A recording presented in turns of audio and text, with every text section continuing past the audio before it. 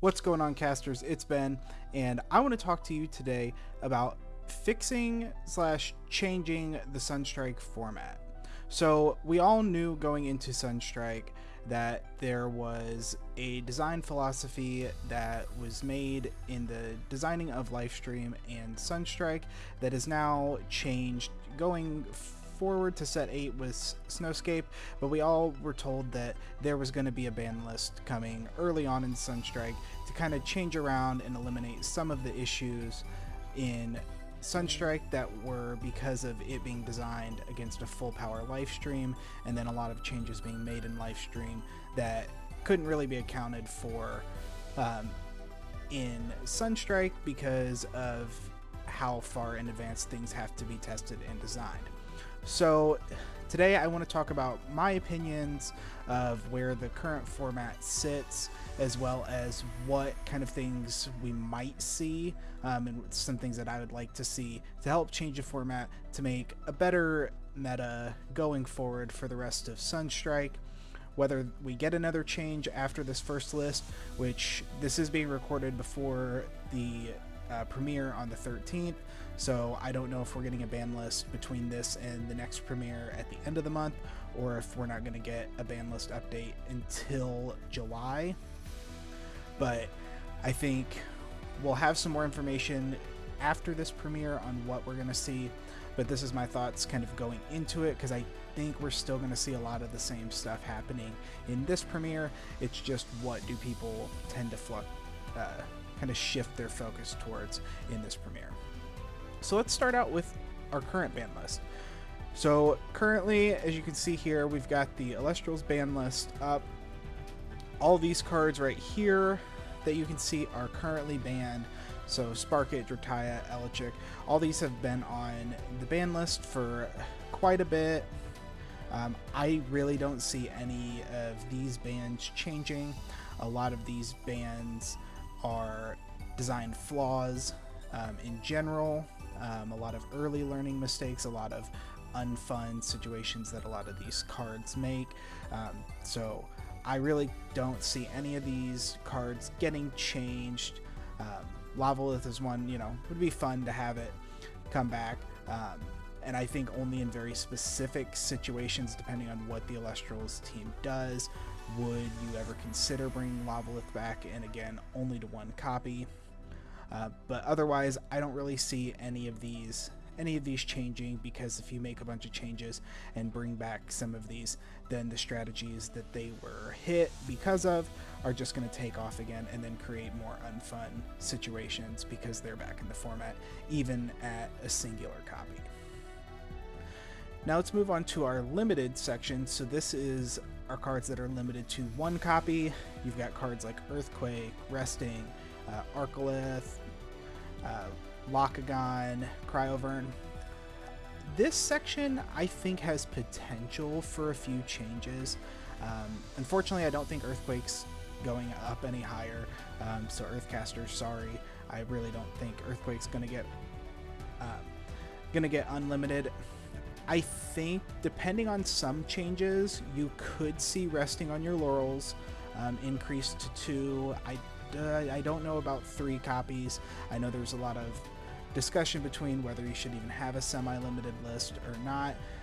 But the reason I think Laurels could potentially come back to 2 or 3 copies is because in the current meta, and again, this is just based off what we're seeing now, I do think there's still potential for a little bit of bigger ramp going forward. But you have decks like Stratamoth that will always be putting 2+ guys on the board. And so Resting can't always deal with the 3-drop, but it can start to remove some of your other pesky 1-drops. So a lot of those tech cards, your Nemisails, your P-Gust, anything else that is being used as kind of those tech wind cards, Resting is a cheap and easy removal for those, because you're almost always going to be behind, 2 spirits behind against a deck like that. And so it's not a complete comeback mechanic, because Laurels is really annoying when you play a singular tower kind of deck where you're always getting to one bigger guy that your deck really hinges on, but it's not as easy to protect him, and then you get Laurels or if you're starting to gain board state but you're using a divine strategy, which most decks are in this case, then you're losing that momentum for really a really cheap cost. So Laurels is a potential. I don't really see it moving much. Arcolith, I don't think it's going to move, because I think the design philosophy for Elestrals is to really get some focus back on to the battle phase and actual combat, and Arcolith is really annoying to play against when you have something that can be a little bit more aggressive. And there's better receivers now that have better effects when receiving Thunder, so if you're able to build a little bit of a board state and then cast an Arcolith, you're gonna be triggering stuff. I just think you're probably still going to look at Arcolith at 1. Farrageist, we all know, is annoying, not really going to change. And I don't really think too much can change. You definitely can't take Eruption off. Locagon, Cryovern, and Morfrost, though, are potential releases from this list. Locagon, I could see coming back just because there are more strategies that have more ways to deal with things. There is more removal in the format. I think you could see Locagon come back, maybe just to 2, but you really weren't playing more than 2 anyway, so it may not be something that they really look at releasing in this case, because Aphrodite and Fish and Champ Locagon really could make a comeback in a little bit of a slower format.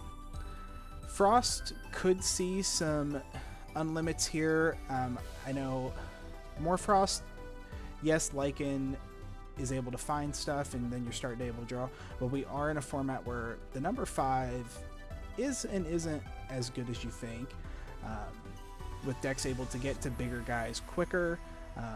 Yes, Morfrost can dig and search out Morfrost, but Morfrosts in themselves are small and is more about going wide. So there's potential for Morfrost to come back off, and I think Cryovern could actually be a better set at 2. Yes, you probably were not playing more than 2 of these, but Frost is, again, a really expensive element. I think there is potential to see Cryovern come back off to give Frost something else to do. Our semi-limits currently is just Ambrosia, and I really don't see that changing. There's no real reason for that to change, since they're trying to explore some of these Omni runes at lower counts, and not even every deck is even running Ambrosia in itself. So I think that will be left there. Now let's move over to some of our new cards that I think we need to take a look at changing around. First, I'm going to start off with what is probably one, if not the most egregious design of a card in Nimbug, Champion of Aeolus. So we all know Nimbug can be added, when it's added to hand without being drawn, you're going to be able to search out a Siracoon, a Stratomoth, or a Bag of Winds and add it to your hand. When you have things that only one single counter rune in Pandora's Box is going to be able to deal with, and the matter of the fact is, you have so many different effects that you want to be able to Pandora's Box in the Aeolus deck, that Pandora's Boxing one of them doesn't even always stop your opponent from getting their line, getting their combo off anyway. And you have to be going first, or hope that they're doing something a little bit slower and doing it after you've already been able to set up your counter runes. Otherwise, you have no interaction for this. It's very repeatable. Even if you do have to normal cast it with Back in the Bag, that's another way to trigger this. So it just really deep draws your deck. And while, yes, this deck can be expensive, the fact that you can have everything in hand and just continue to build those resources in hand really make it unfun to play against the Moth deck and just build against the Moth deck. I think that's the biggest thing that we're looking at going forward, is how do we limit Moth to not make it unplayable, but so that the format isn't completely built around how to counter this deck, and making sure that you always have an answer specifically for this deck that you can't also prepare as well for other decks, or some just don't stand a chance because they're not able to prepare for what this deck can do at all times. So Nimbug, I do think it's a cool card. Like, I don't mind that you're able to grab something else with it. It's just the fact that 3 of the cards, or you can grab 3 different cards, and 2 of them are really, really good cards. And you're going to be able to do this a couple times a game. I think the best thing to do is limit Nimbug down to 1. So when you're searching your Aeolus, if you don't have it, you're going to go get this, and that's your search. You need to rely on either having, putting more Siracoons in deck, or, if you need to get your Stratamoth, you get your Stratamoth. If you need to get your Bag of Winds, you get your Bag of Winds. But just making this deck less repeatable, I think, is going to be a big thing. And so Nimbug down to 1 is something I would look at. Another card is the Stratamoth itself. This Stratamoth's super good.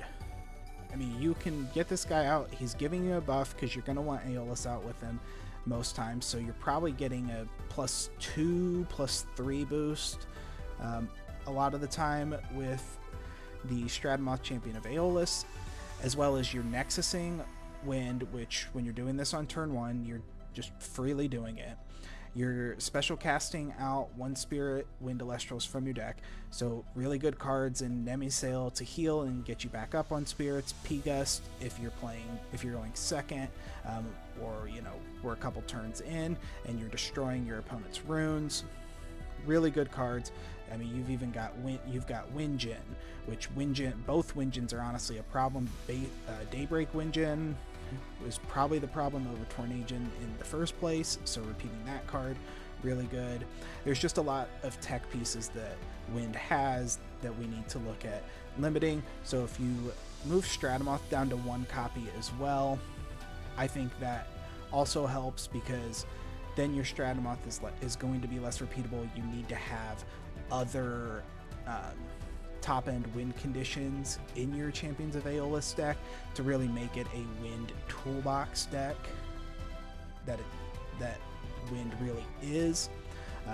I think this will help kind of spread the Champions of Aeolus around a little bit more, because it's also you don't have another top end that you want to play in Champions of Aeolus. You want to play Stratamoth. You have to play Stratamoth if you're playing this form of wind. So I think this is a good candidate to go down to 1 as well. Now let's move on to the Moth Killer, Ectopossum. This card, while it doesn't seem imposing from its stat line, the way this deck is constructed, as we have seen, is specifically to target Moth and Turtles, and what was already showing as kind of the big bads of the early format. I don't mind the design of this. I get it. This really follows in line with the suppression, with other things. But the problem with this card is that you can cast 3 Ectopossum for free all at once. This card is super good in the mid to late game when you've already built up Lunar Spirits in your underworld. You're out here casting it for free, and then its secondary effect to expend 2, which is really paying the cost for Ectopossum, is targeting a express card and returning it to hand. Well, if you cast 3 Ectopossum, you only need to use 1 of their effects, and then you just have 6 bodies, and you got 6 spirits back on your field from your underworld, and only paid 2 out of spirit deck to do it. So really, you're gaining a lot of spirits on board from a card like this. I think it's really cool, but the thing is, you're not playing Ectopossum, base Ectopossum for Moonrise with this deck. You're playing Champion Hypnossum and Champion Ectopossum. So I think we could also look at limiting this card to 1, maybe 2 copies, but the thing is, even limiting it to 2, you're going to use the full moon tricks. You're going to use other ways to get the Hypnossum to trigger multiple times so that you're pulling your Ectopossums out, because even a Pandora's Box isn't great against this deck. It definitely works, but you can use that Hypnossum to try to get a Pandora's box out that you're just trying to bait out. You may already have these in hand. So I think we look at limiting this card to 1 as well. That makes Lunar focus on a few other things. I know it's sad to see Lunar go get hit after, it's really been kind of one of the lower represented decks in general, but this card can also be used in multiple other decks if they start to tech in just the Possums and even just like the Werepup like Void. You can tech this in with Earth and other stuff, but I really think the repeatability of Ectopossum is going to need to drop, and I think this is the card, not really the Hypnosums. And this can force you to actually play original Ectopossum as well. Moving on to some new runes that are going to be big offenders and potential hits. We've got Eruption, Hephaestus' Jealousy. Eruption's just a good card. Doesn't matter how they make it. They can't make a bad Eruption. So we already see that base Eruption is limited to 1 copy. Unfortunately, I know it sounds like I'm repeating a lot of the same stuff. I think you're going to see this Eruption go to 1 copy as well. The problem with this card is that it is playable in a lot of different decks. It's playable in Fire Discard because you want to get more fire out onto your field. It is removal as well because you don't have to enchant to your opponent's field, but you can enchant to your opponent's field, and so it also is removal for stuff, which is good in a design sense because this card, to do all that, costs you 3 because you have to pay 1 fire for it, 1 fire to go to your field, as well as 1 fire to your opponent's field. So the cost is there. However, in combination with a lot of the turtle strategies, when you're casting Eruption, you're also triggering a lot of burn, which burn is just annoying to play against. And then you're triggering destructions with Krakatuga, which is tough because your opponent, if you have it and your opponent's got a Krakatuga out, it turns your Eruptions off because then it's just going to pop something of yours. This card is just really good, and continually having to face a lot of these, somebody playing Eruption over and over because they're drawing multiple, and then they're also using Recursion with like Voltuga to search it or bring it back out of the underworld. It's just really good cards. It's able to be brought back with Noxid. So you've just got a lot of really good things going on with Eruption. I hate to, bring down the fire decks because I'm really having fun with them, but this card, I think, especially in a slower format where you're going to be able to search it out and possibly repeat it more and more, we're going to have to look at limiting this as well. Moving back over to the Moth deck, we have Bag of Winds back in the bag. This is actually probably the biggest offender of design philosophy in Sunstrike. It's a undercosted card for its effect to bring back your wind enchanted Elestrals and return them to your hand, and then also casting any champion of Aeolus just to say, okay, I brought back a Nimbug and I can cast out a Stratomoth. That's a 1 cost that you're bringing back that also has really good in-hand effect, as well as searching out another Stratomoth, and then putting a Stratomoth out on the field, which is then going to cast out, be able to do its Nexusing and casting out of Tech Elestrals. You've also got the ability to play around things like Gorgon's Gaze with this card. You can have your Stratomoth out and say an opponent casts Eruption, Hephaestus' Jealousy, during your main phase. Definitely not the play that you're probably looking to do when you're playing Eruption, but if they're using Hephaestus' Jealousy to put a Fire Spirit on you, you can, or if you get Gorgon, say, on a Nexus to get something else out, you can use Bag of Winds back in the bag for 1, which you could potentially just take off of the field, depending if you've got some extra spirits there. You use it from your field or from your spirit deck, pay the 1, bring the Stratomoth back to hand, and immediately cast the Stratomoth back out. Because it doesn't say it has to be a champion of Aeolus, a different champion of Aeolus than the one that you put back, because it just has to be a wind enchanted Celestial in the first place. You can back, and then immediately cast out that same Stratamoth, and then use its Nexus effect again. So your opponent's already using resources to try to stop your strategy, but you just have a card that's at 3 copies for 1 cost that is super free to use and plays around pretty much any interaction possible. So this card, I don't want to say you ban it, because there is, really cool design philosophy with it. The problem is, we're against errataing cards, even though I think this would be a candidate for an errata. This card should have cost more. It should have cost at least 2 wind. It should have had to be, I get the wind enchanted Elestral, but you realize that just means that like you could have a 5 out there that just is put out with a wind instead, and all you have to do is bring that back. You could bring that back, so it's not a wind card, it's a wind enchanted card, Elestral. So there's a little bit of design philosophy there.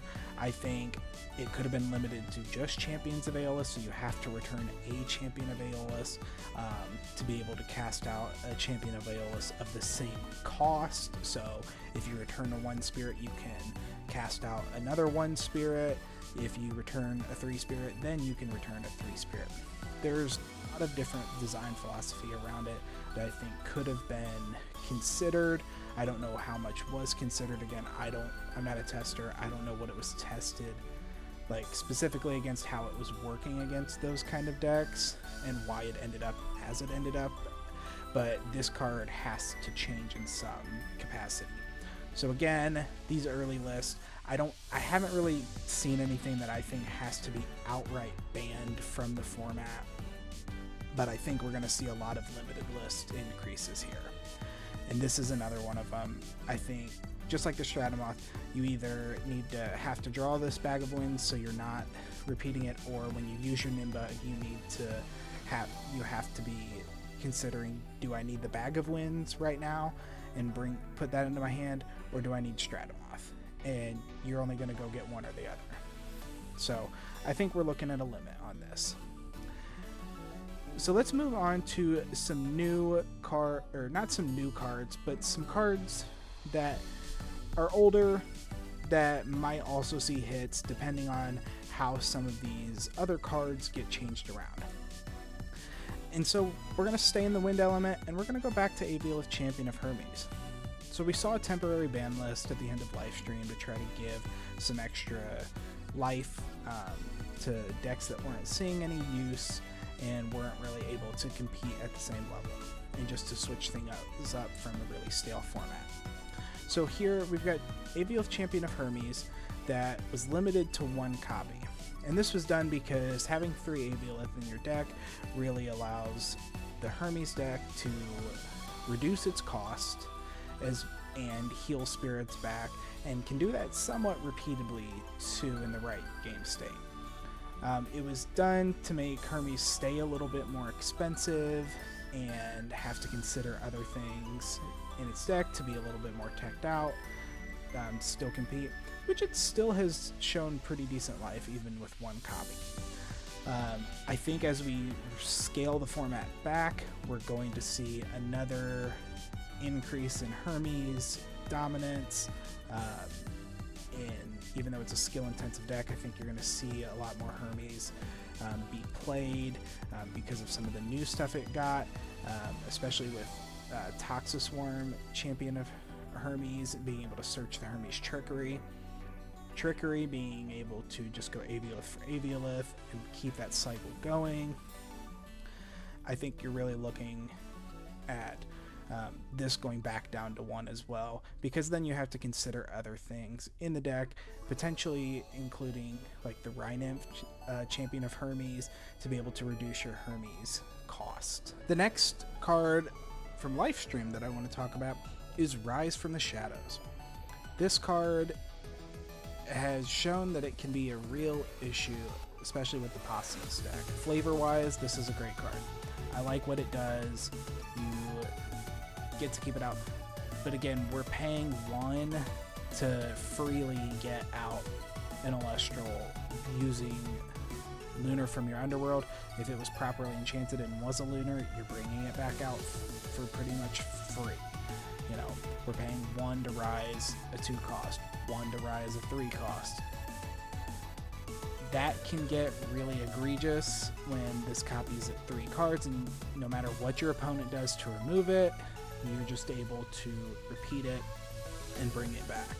So I would potentially like to see a limit, maybe a semi-limit with this card, because it's not really searchable outside of Theraheart in more of a Theraheart control strategy.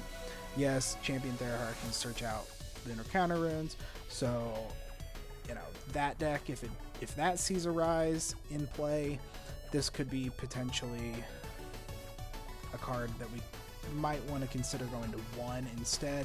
And this is where I think, you know, the testing team who does this really needs, you know, to make sure that they've honed in, hey, if this is a card that we're looking at, what would it look like at 1? What would it look like at 2, given the other changes? You know, but this card right now, I mean, getting all the ectopossums out and then continually bringing ectopossums out and back, and keeping a bunch of spirits on your board to be able to use, send over, use for other stuff.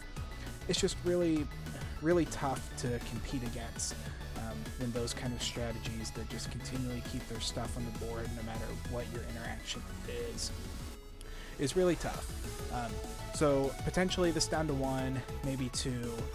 We'll see. I would hedge my bets on 1 just so that it's not as, it's, you know, has to be considered at a more timely junction.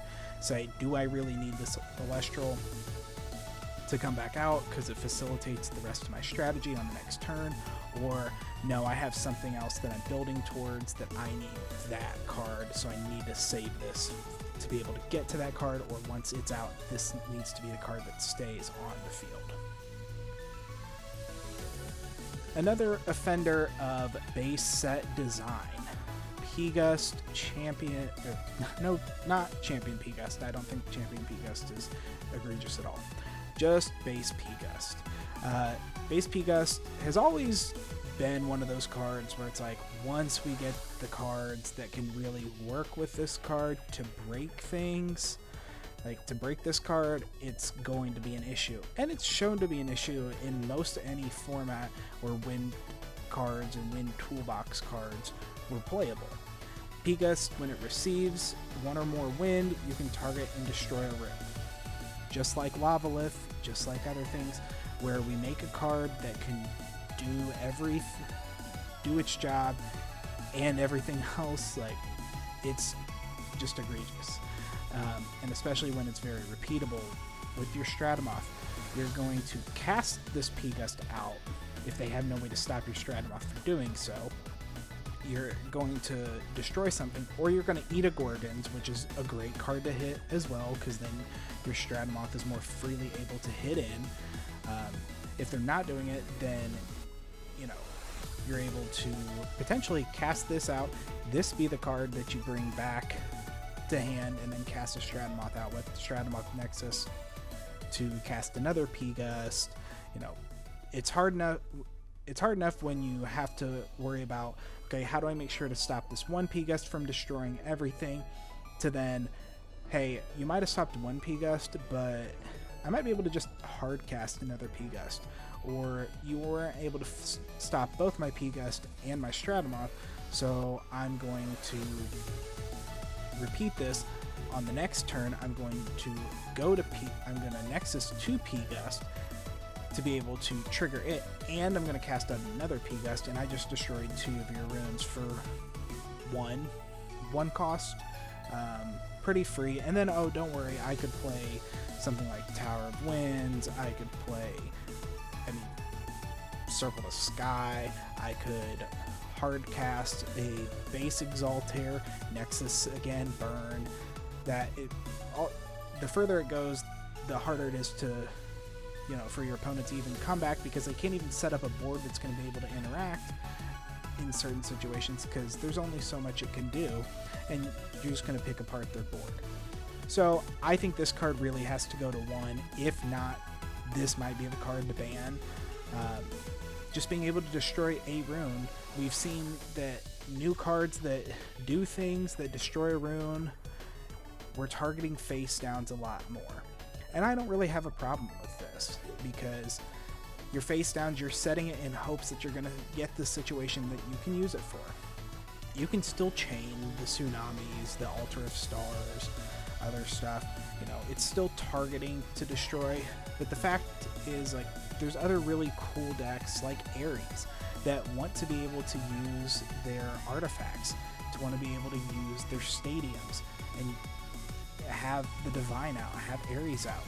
When you're targeting down these cards like Ares and Hera, you know, we can't give things to older decks that completely invalidate the new strategies that are being introduced to the game.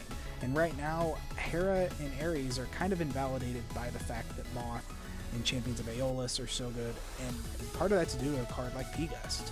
So I could see it going to 1, because giving some rune destruction to the deck is still a good thing. But given that it's fairly repeatable, and if you as the Moth player have anything to prevent your opponent from interacting, well, that might just be the game there. So this is definitely a very limitable card, if not a bannable card, just because it was never changed around to be something where it can only target just back row runes, like Lee, you know, or specific types of runes.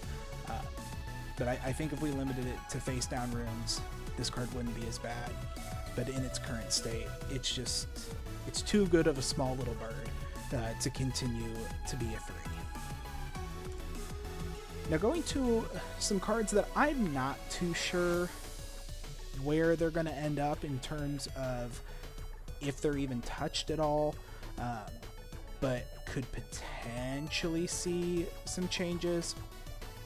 I think we've got Ursmog, Champion of Hestia, which everyone has identified as a really good card, and it is.